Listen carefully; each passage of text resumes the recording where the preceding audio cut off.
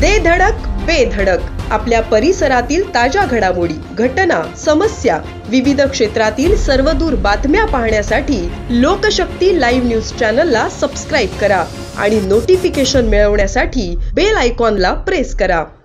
विधानसभेच्या निवडणुका संपल्या असल्या तरी निवडणुकीत मित्र पक्षांनी काही ठिकाणी घेतलेल्या असहकार्यावरून धुसफूस अजूनही सुरूच आहे। आता यात शिंदे गटाचे नेते रामदास कदम यांनी उडी घेतली आहे। अजितदादा गटाच्या राष्ट्रवादीच्या 90% कार्यकर्त्यांनी निवडणुकीत योगेश कदम यांचं कामच केलेलं नाही असा गंभीर आरोप रामदास कदम यांनी केला आहे। तसेच याबाबतची लेखी तक्रार देणार असल्याचंही रामदास कदम यांनी म्हटलं आहे। त्यामुळे निवडणुकीच्या मुद्द्यावरून शिंदे आणि अजितदादा गटात आगामी काळात चांगली झुंपण्याची शक्यता वर्तवली जात आहे। विधानसभा निवडणुकीवेळी अनेक जणांनी राष्ट्रवादी सोडली आणि उबाटाचं काम केलं। राष्ट्रवादीचे खासदार सुनील तटकरे यांचा उजवा हात असलेल्यांच्या गावात योगेश कदमला मते मिळाली नाही।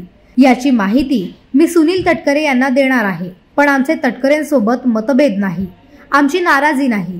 योगेश कदमला पाडावं असं सुनील तटकरेंच्या मनात कधी येणार नाही, पण त्यांच्या कार्यकर्त्यांनी मग मंडणगडचा तालुका प्रमुख असो किंवा दापोलीचा तालुका प्रमुख असो, त्यांनी योगेश कदमसाठी काम केलं नाही। आज आणखी बोलायचं नाही, पण राष्ट्रवादीच्या 90% लोकांनी योगेश कदम यांचं काम केलेलं नाही। याबाबत मी लेखी तक्रार तटकरेंकडे करणार आहे, त्यांनी दखल घ्यावी असं रामदास कदम म्हणाले आहेत। आणि तटकरेंची भूमिका चुकीची आहे असं म्हणायला थोडीशी जागा शिल्लक आहे ना थोडीशी, कारण काय सगळे आमदार बाकीचे शिवसेनेचे आहेत ना, तर तटकरे साहेबांनी मनाचा मोठेपणा दाखवला पाहिजे असं मला वाटतं।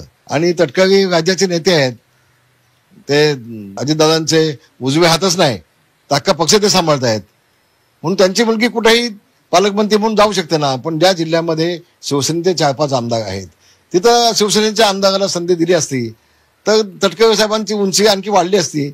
लोकशक्ती लाईव्ह साठी न्यूज ब्युरो, रायगड। अशाच सच्चाई दर्शवणाऱ्या बातम्या पाहण्यासाठी लोकशक्ती लाईव्ह न्यूज चॅनलला लाईक करा, शेअर करा आणि सबस्क्राईब करा।